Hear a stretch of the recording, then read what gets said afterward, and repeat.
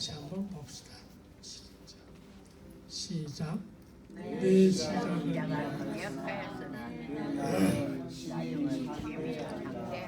말씀. 내 나중은 심히 창대하리라. 이 말씀으로 은혜를 받고자 합니다. 이 말대로 되려면 얼른 생각할 때 끝이 창대해지려면 시작부터 거창하게 그렇게 해야 될 게 아닐까.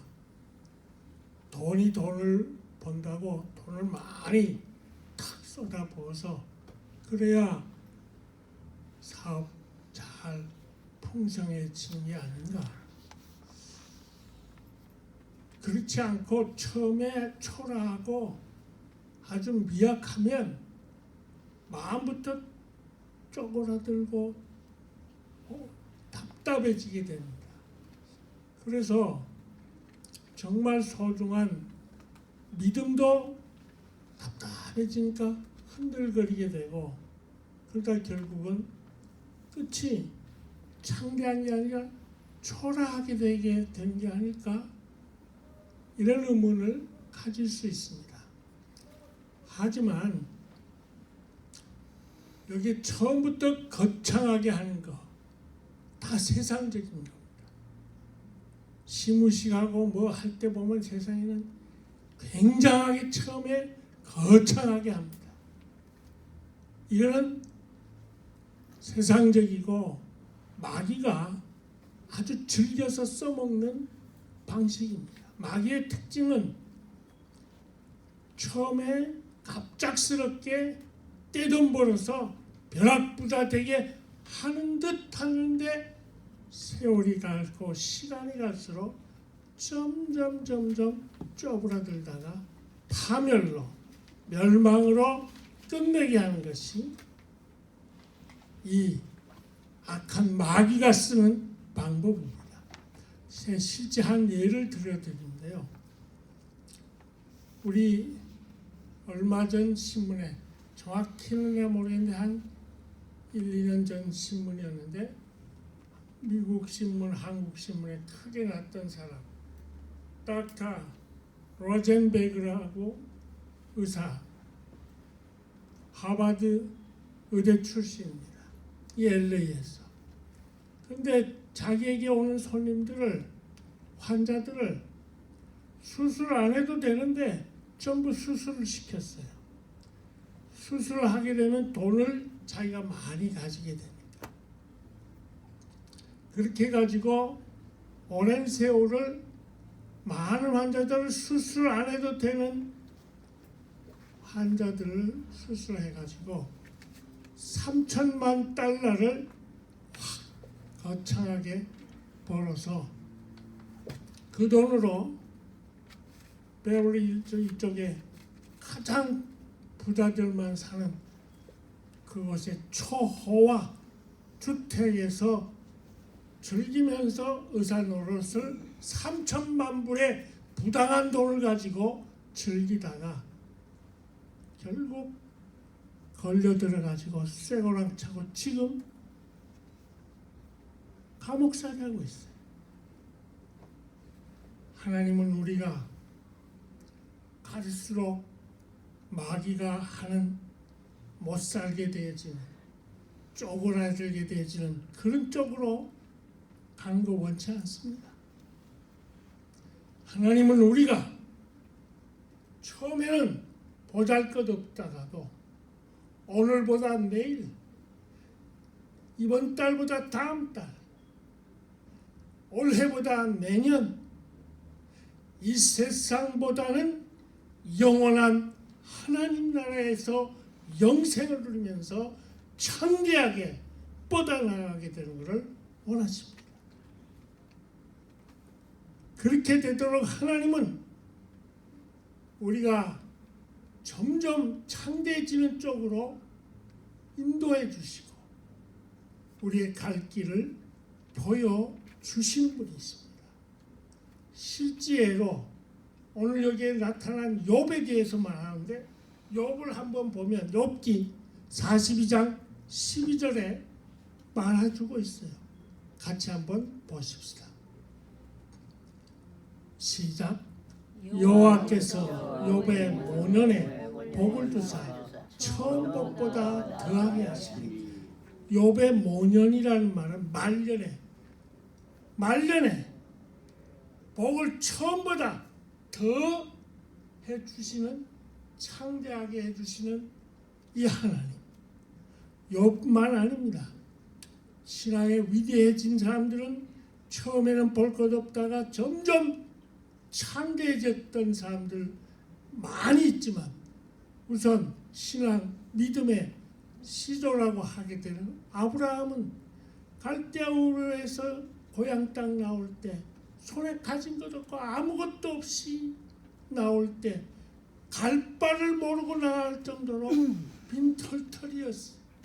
방향을 어디로 갈지 몰랐어. 그러나 세월이 갈수록 그는 엄청난 하나님의 보호와 위로와 인도, 강력한 능력으로 주변 한 나라 왕이 아니라 여러 나라 왕들이 두려워 떨면서 아브라함에게 함부로 대하지 못하도록 강대하게 해주셨습니다. 그의 아들 이삭도 마찬가지로 한 해 농사할 때 100배가 되게 하고 왕성한, 점점 창대하여 큰 부자가 되게 해주셨습니다.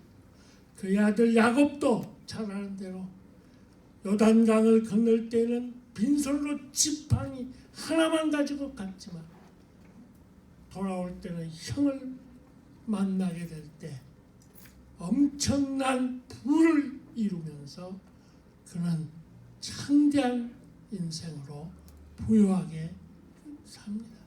그의 아들 요셉도 시작 17살 때 초라한 노예가 되지만 30세에 당대 최고의, 지금 미국이 최고지만 당대 최고의 나라 애굽의 총리 대신 되고 110세까지 살면서 계속 영화롭게 존귀하게 해 주시던 하나님의 역사는 오늘 우리에게도 점점 우리가 그렇게 되기를 원하십니다. 믿음은 창대해지는 겁니다. 처음에는 보잘것 없다가도 갈수록 힘이 크게 되게 되는 것. 그런데 지금 힘이 큰 거와 거리가 멀도록 욥과 같이 여러분이 고난 중에 있습니까? 아주 초라하게 여기십니까? 왜 하나님은 창대해지기 전에 우리 인생들에게, 특히 하나님의 자녀들에게 고난을 당하게 하는 걸까? 오늘 이 고난당하는 욥을 한번 보면 갑작스럽게 아들, 딸 10명 죽고 엄청난 재산 다 날아가 버리고 본인의 몸에는 악창이 나고 피고름이 흐르고 개가 핥고 기아장을 긁어대는 그런 몸으로 괴롭게 될 때 한 몸을 이룬 아내마저 하나님 저주하고 죽어버려. 이런 비참한 고난을 당하는 걸 보고 오늘 본문 읽지 않았지만 4절까지 1절서 4절까지 거기 보면 욥의 세 친구 중에 빌닷이라는 친구가 너가 이 모양으로 된 건 너 자신이 죄지었고 욥의 네 자식들이 죄지은 것이야 라고 4절에 오늘 본문 바로 앞에 그렇게 돼 있어요. 그러나 절대 그렇지 않습니다. 그건 빌닷의 잘못된 판단입니다. 왜 이런 고난을 욥이 당하는가? 빌닷의 그런 잘못된 판단을 하나님은 욥기 끝장면에 보면 꾸짖으면서 너 욥을 잘못 알고 있어 하는 말 분명히 있어요. 그런데 이 욥 빌닷은 왜 그렇게 잘못 판단하느냐? 죄 지은 것 때문이라고. 그렇지 않아요. 분명히 욥기 1장 1절에 보면 욥은 당대의 의인으로서 순전하고 정직하고 하나님 경외하며 악에서 떠난 자라고 분명하게 말을 해놓을 정도로 이렇게 되니까 마귀 새끼가 하나님께 저거 하나님이 자꾸 복 주고 잘 되게 하니까 그런 거 아니요. 나에게 한번 시험할 기회를 주시오. 그래 해봐라. 하나님 허락했어. 그래서 갑작스럽게 그 고난의 자리에 들어갔던 것을 모르고 빌다시 말했는데 그런 고난 속에 피고름이 흐르고 아내마저 하나님 저주하고 죽으라는 믿음 없는 한 몸을 이루어 같이 신앙으로 가야 할 아내마저 이런 말을 할 때 얼마나 고통이 되었겠습니까? 근데 하나님은 왜 우리에게 이런 고통을 당하게 할까요? 여기에 대해서 고난당하는 이유들을 몇 가지 잠깐 보게 되면 금방 말한 빌닷 말대로 하나님은 우리가 고난당하게 될 때 죄지은 벌로 형벌로 고난당하는 게 성경에 분명히 있습니다. 그것만이 아닙니다. 또 하나 고난당함으로써 시편 119편 67절에 같이요. 시작. 고난당하기 전에는 내가 그릇 행하였더니 이제는 주의 말씀을 지키나이다.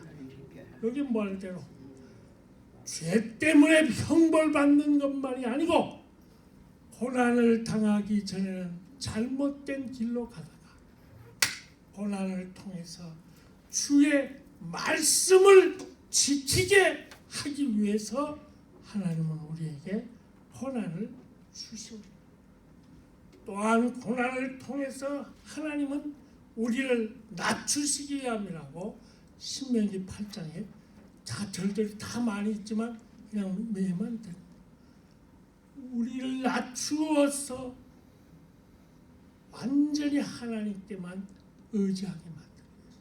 또 고난을 통해서 하나님 우리를 의의 길로 선한 길로 인도해 주시기 위해서 또 고난을 통해서 우리를 단련시키기 위함임을 욥기 23장 10절에 말합니다. 같이 읽어봅시다. 시작. 나의 가는 길을 오직 그가 아시나니 그가 나를 단련하신 쭉쭉 더 있대요. 시작. 그가 나를 단련하신 후에는 내가 정같이 나오리라. 고난을 통해서 내 신앙이 정금 같은 신앙으로 만들어지게 하기 위함입니다. 영국의 톱 레이디 목사님은 철저한 칼빈주의 신앙입니다. 이분은 알미니안주의자들과 싸웁니다. 평생을. 알미니안주의의 요점은 행동을 통해서 구원받는 것을 말할 때 아니야. 이 톱 레이디 목사님은 칼빈주의자로서 하나님의 예정 선택을 구원노래 항상 늘 싸워 나가는 중에 그에게는 두 가지 약점이 있었어요. 하나는 세상적으로 볼 때 너무너무 약점이라고 할 가난, 또 하나는 몸이 잘못 어떻게 폐병이 걸려가지고 폐병, 이걸로 인해서 이 알미니안주의자들과 싸울 때 너무 힘들 때가 많았어요. 그래서 하나님의 이 고난을 통해서 내가 좀 큰 능력을 받을 길이 없는가 늘 기도하고 마음을 묵상하면서 성경을 가까이 하다가 성경을 통해서 하나님을 더 가까이 하게 하려 함이구나. 이 단련을 통해서 내가 더 하나님께 정금 같은 신앙을 가지게 하기 위함이구나 하면서 만세만세 열린 이런 찬송도 있지만 몇 가지 우리 찬송가 있는데 오늘 그가 고난을 통해서 단련시켜 주시는 그 하나님을 더 의지하게 하는 찬송을 503장 2절만 같이 부릅시다.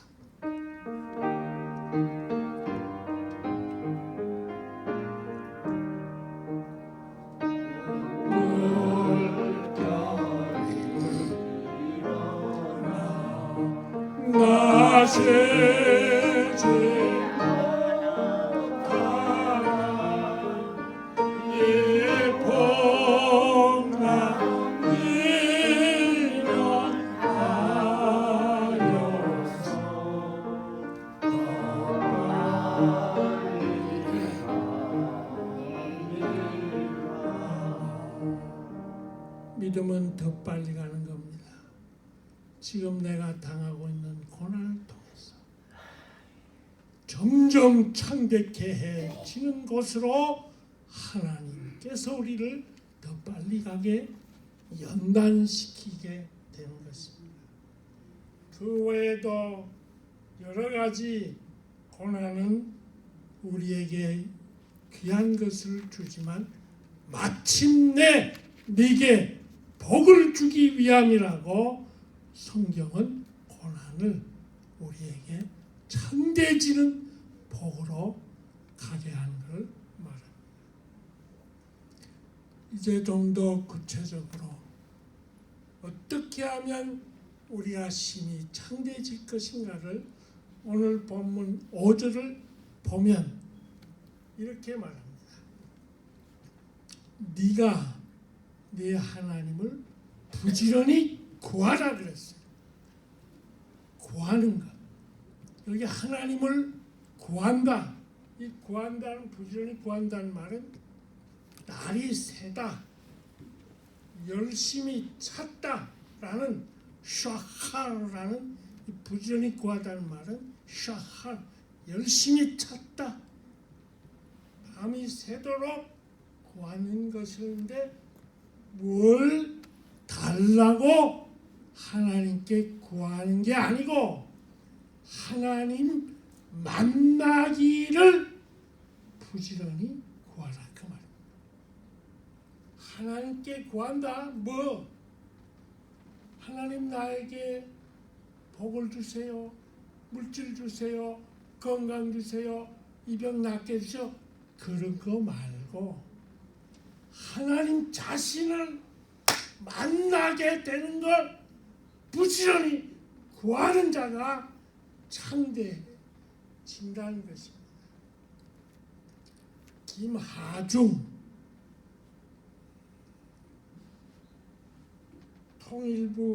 전 통일부 장관도 지냈고 이명박 정부 때 통일부 장관 지냈고 그 전에는 주중 대사로 최장수 7년을 많아야 한 곳의 대사는 2년이 안 되는데 이 사람은 중국 대사를 7년이나 했던 사람입니다. 그리고 아주 이분은 특징이 기도를 통해서 하나님 만나는 체험을 많이 해서 하나님의 대사라는 책도 썼지만 그런 별칭을 가지고 있는 분입니다. 근데 이분은 어렸을 때 그의 어머니가 밤 새벽에 일어나서는 이 아들이 자는 방을 엎드려서 새벽에 간절히 기도 뜨겁게 눈물 쏟으며 매일 기도합니다. 그런 환경에서 자랐는데도 예수 안 믿었어요. 결혼을 해도 불교 신자와 결혼을 하고 끝까지 예수 안 믿는 식으로 어머니하고 번나가요. 그러다가 아내가 예수님을 먼저 믿게 되고 그러다 딸이 금식을 하면서 아버지 예수 안 믿는 거 믿게 해달라고 금식기도 하는데 충격을 받아요. 그래가지고 47살 때 하나님 만나는 놀라운 자리에 들어갑니다. 47살 때 세례를 받고 세례받는 자기 생일날 세례를 받으면서 완전히 하나님을 만나는 자리에 들어갑니다. 그때 눈물 콧물 대성통곡 쏟아내는 뜨거움으로 열정을 다하면서 하나님께 회개하면서 잠깐 세상적으로는 의식을 잃지만 자신은 하나님 만나는 깊은 자리에 그 짧은 시간에 들어가요. 그 다음부터는 그는 무슨 일을 하든지 먼저 기도부터 하면서 시작해요. 그러던 중에 김대중 대통령의 의전 비서관으로 있던 중 언제나 기도하고 뭐든지 하는 습관대로 하다가 그날은 너무 바빠서 대통령에게 보고할 일을 들어갔다가 보고하려다가 아무래도 마음이 찜찜해서 핑계대고 다시 나와가지고 하나님께 간절히 기도하고 그래 들어가서 김대중 대통령에게 보고도 하고 그렇게 하는 식으로 기도를 뜨겁게 합니다.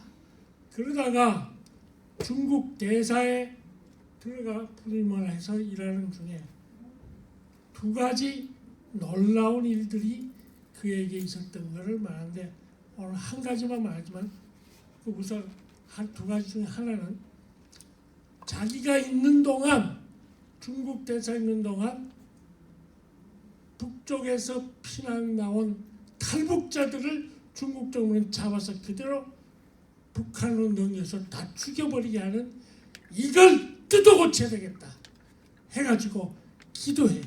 하나님 내가 1000명만 내가 있는 중국 대사로 있는 동안 1000명 정도는 한국으로 다 탈북한 사람들이 들어가게 해달라 기도를 해요.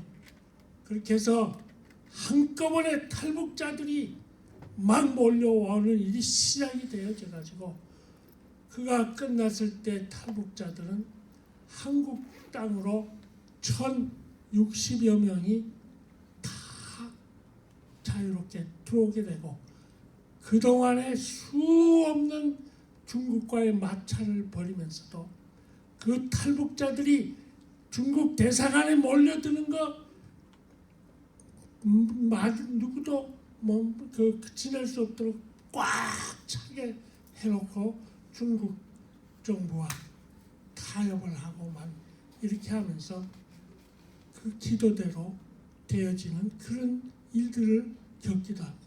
근데 그 얘기를 하려는 게 아니고 2002년에 광동성에 2002년 11월인 걸로 알아요. 광동성에 갑자기 발생한 전염병 급성 호흡기 증후군 소위 SARS 이게 확 퍼져가지고 전 세계에 퍼져가기 시작했어요.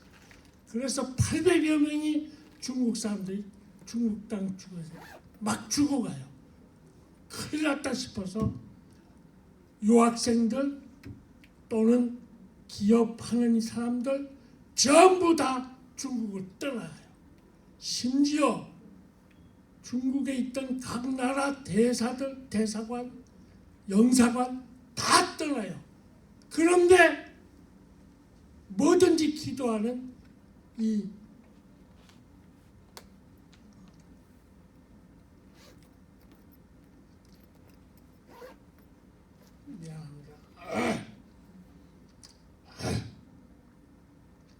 이 김하중 대사는 하나님께 기도합니다. 하나님, 다들 떠나는데 우리도 이 중국 땅을 떠나야 됩니까? 분명하게 하나님 만났던 여러 경험 속에 음성을 들어요. 아니다. 중국 땅에 있는 한국 사람 아무도 SARS에 걸리지 않는다. 이 전염병은 곧 끝나게 된다 하는 확실한 음성과 확신을 하나님 만나는 내용을 자기는 간직하고 그 내용을 직원들에게 말하면서 떠나야 된다고 막 한국으로 돌아가야 된다 할 때 달래면서 버텼어요. 마침내 아무도 한국인들 죽지 않고 다 그 다음에 sak스가 사라지게 되는 내용을 중국 당국이 알고서 하나님을 중국 정부가 생각하게 되고 중국 사람들이 하나님이 뭐냐 하는 것을 이 김하중 대사를 통해서 믿음의 세계를 펼쳐지게 하는 강한 건 아니지만 그런 일들을 이루게 했던 만남, 문제를 볼 것이 아니라 하나님을 만나는 걸 먼저 해야 점점 창대해집니다. 신앙생활하면서 하나님 만나는 경험 없으면 창대해지는 것은 그렇게 잘 되지 않습니다. 하나님 만남의 특징은 하나님의 보호받는 일이 환경에서 이루어집니다. 하나님 만남의 사건은 하나님의 나에 대한 인도하심이 분명히 생활 속에서 나타납니다. 하나님 만남의 특징은 나는 죄인이다 하는 하나님을 향한 죄인됨을 알고 점점 고난을 통해서 낮아지듯이 낮춰지고 하나님만 철저히 의지하게 되므로 하나님이 나와 함께 하시는 확신이 생활 속에서 늘 철저히 확신이 깔려지고 하나님 만나는 자로서의 평안함이 있게 하는 성령의 감화가 있는 것, 이것이 하나님 만남의 분명한 내용들인 것입니다. 그래서 시편 46편 1절을 통해서 얻읍시다. 시작. 하나님은 우리의 피난처시요 힘이시 환난 중에 만날 큰 도움이시다. 이 도움 세 가지, 하나님 나와 함께 하신다는 확신, 하나님께서 날 인도해 주신다, 보호해 주신다, 성령으로 낮춰 하나님만 의지하게 되는 이 환경들이 역사하는 걸 보게 되기를 주의 이름으로 축원합니다. 여기에 5절에 또 말하기를 심히 창대해지려면 하나님께 대해서 만나는 것을 할 뿐만 아니라 그 다음에 전능하신 하나님에게 빌으라 그랬어요. 여기에 빌고 토타나라는 말인데 히브리 말로 토타나, 이 말은 기도하다, 간구하다 라는 말로서 새로 나온 한국 번역, 다른 번역에는 은혜를 구해라, 은혜를 구하고 빌고를 빌고로 번역 안 했어요. 전능하신 이에게 은혜를 구하고 그렇게 돼 있고, 표준 세 번역에는 자비를 구하면으로 되어 있어요. 그렇다면 여기서 무엇을 빌고 무엇을 간구할 것인가? 앞서 부지런히 구한다는 건 하나님 만나는 것을 말하는 거지만 여기에 빌고는 하나님께 기도하는 건데 무엇을 기도할 것인가? 빌닷은 4절에 보면 너 하나님께 빌면 6절에 하나님께서 너에게 물질 다시 회복시켜준다 그렇게 말해요. 그러나 욥은 조금도 물질 회복을 구하지 않아요. 7장에 보면 그는 하나님과 내가 이렇게 하다가 영적으로 끊어지면 어떻게 되나? 아파하면서 영적 아픔을 하나님 교사하면서 영적으로 하나님과 더 가까워지게 되는 영적 회복을 빌었다는 내용이 나와요. 우리가 기도할 내용들은 빌닷과 같이 물질, 부여 중요하지만 그거보다는 나라는 존재의 본질이 되는 육체가 아닌 내 영의 힘이, 능력이, 은혜가 쏟아질 내 영, 나 본질의, 나의 뿌리의 초점은 영인데 영이 회복되는 게 중심이 되어야 됩니다.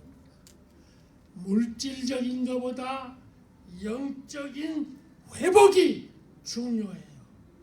그래서 찬송대로 육이 죽고 영이 살아 천국 생활이요 내가 죽고 주님 살아 예수님 나타내세 오 기쁘다 임마누엘 그 은혜를 영적으로 살게 됨으로써 물질적인 복은 따라오게 하는 이 하나님을 부지런히 구해야 하는 것입니다. 전주 주내맘교회라고 지금 이 충일 목사님이 통합측 교회인데 심호하고 있는데 이분이 간증한 내용입니다. 그분 교회에 권경자라고 하는 성도가 2012년에 출석을 합니다. 몇 개월 후에 은혜를 받아치기 시작하다가 몸에 이상이 있어서 병원에 가서 진단을 하니까 위암 말기가 되어버렸어요. 배를 잘라가지고 의사가 다 보니까 위암 말기인데 도저히 고칠 수 없도록 위 전체뿐 아니라 복막 다른 부분까지 이 위암 세포 덩어리가 쫙 모래알같이 다 깔려져 버려서 수술해도 많이 의미 없이 항암 치료해야 1년을 살까 말까 그대로 두면 6개월 안에 죽게 돼버렸어. 그때 이 여자 나이가 54세예요. 그런데 이 교회에서 국악 찬양가 지금도 한국에서 다니면서 간증하고 있는 국악 찬양가 구순년 집사를 초청해서 이분은 천국과 지옥에 대한 내용을 보면서 간증을 해가지고 영혼 구원을 많이 하는 분인데 이분이 집회하는 자리에 참석했다가 이 권경자 성도가 3가지 은혜를 체험해요. 얼마나 이 구순령 국악 찬양이 너무 은혜로운지 그 찬양 테이프 간증 내용 시도 때도 없이 많이 들으면서 첫째, 나 같은 죄인이 없다. 병 고칠 생각보다 나는 죄인이다. 자꾸 떠올리게 되어지는 성령의 인도로 자신의 죄를 심히 통곡하며 통해자복을 깊이 합니다. 둘째, 하나님의 말씀으로 자기가 천국을 간 얘기, 지옥을 본 얘기들을 연결시키면서 천국 갈 때까지 나는 믿음을 강하게 합니다. 성경을 끝없이 읽는 영적 회복, 회개기도를 통한 영적 회복, 그렇게 하면서 마침내 저는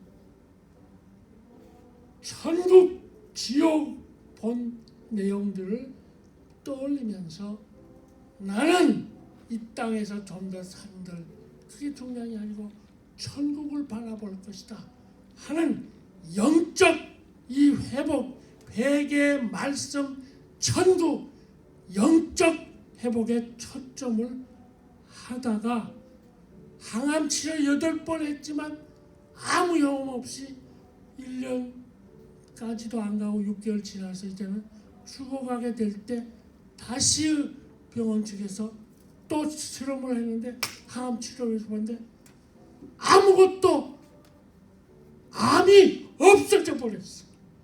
이상하다. 1년 후에 또 해봐요. 없어졌어. 지금 7년이 지나서 완전히 영적 회복을 꿈꾸고 하나님 나라를 초점했던 이 권경자 이분은 완전히 물질적, 육체적인 문제에서 벗어나 심히 건강하게 활동하고 있는 것을 우리의 주변에 알게 하고 있습니다. 믿음은 간절히 비는 것입니다.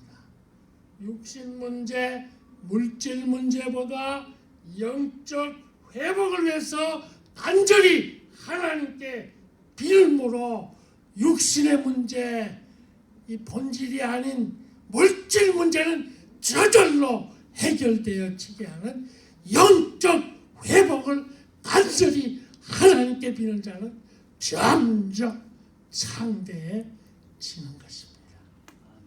그리고 여기에 한 가지 더 6절에 보면 심히 창대해지려면 청결하고 정직할 것을 말해요. 또 청결하고 정직하면 하나님이 너를 돌아보신다.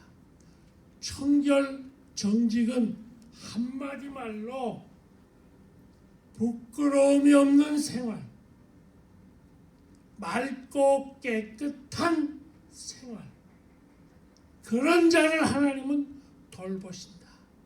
청결, 정직에 가장 돋보이는 인물이 요셉이에요. 그의 집 주인의 아내가 여러 번 동침을 요구하며 눈짓하고 할 때마다 내가 어찌 이런 악을 범하겠나, 내가 어찌 이 큰 악을 행하여 하나님께 득죄하리까 하고 이 여인을 더 못나지 않기 위해서 뿌리치고 아예 나와버려. 억울하게 감옥살이를 하게 돼. 그러나 그는 끝까지 청결 정직을 지킴으로써, 다시 말해서 청결 정직 지키는 일을 그는 3가지를 해요. 하나는 뿌리치어요. 죄짓게 하자는, 범죄하려고 하는 유혹을 뿌리치는 것이 청결 정직입니다. 그러면서 끝까지 하나님을 두려워하는 초점으로 하나님 앞에서 사는 것이 청결 정직입니다. 많은 사람들은 눈에 보이는 사람들 눈치 보고 사는데 청결 정직의 특징은 before God, 하나님 앞에서 삽니다. 그리고 청결 정직의 특징은 감옥살이 고독 속에서도 끝까지 믿음을 지키는 것이 청결 정직입니다. 믿음을 지키고 하나님 앞에서 살고 뿌리칠 것 뿌리칠 때 그는 점점 창대해지는 것입니다. 말씀을 맺습니다. 네 나중에는 심히 창대해지리라. 어떤 고난 속에서도 믿음 지켜 하나님 만나는 일에 힘을 쓰므로 육신의 문제, 물질 문제는 저절로 해결되고 영적 기쁨, 평안, 점점 창대해지는 감격 누리면서 청결 정직으로 모든 것을 좋게 끝까지 채워주시는 하나님으로 더불어 점점 창대해지기를 주의 이름으로 축원합니다. 기도하십시다. 고마우신 아버지 하나님, 갈수록 이 세상은 창대해지지 못하게 하는, 하나님과 멀어지게 하는 죄악으로만 마귀적인 방법이 너무너무 들끓는 세상입니다. 이런 세상에서 저희들 진실로 고난 속에서도 믿음 지키고 뿌리칠 것 뿌리쳐 죄악에서 떠나서 점점 창대해지게 하시는 하나님과 평생 동행하는 저희들 되게 해 주시옵소서. 예수님 이름으로 기도 올립니다. 아멘. 찬송하십시오.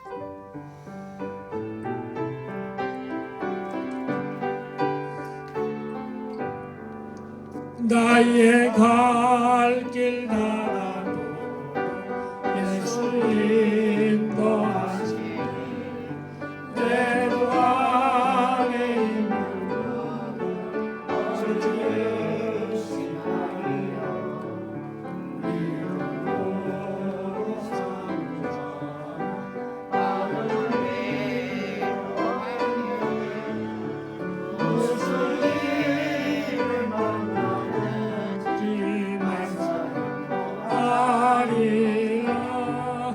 무슨 애를 만나는지 말하리라. 나의 갈 길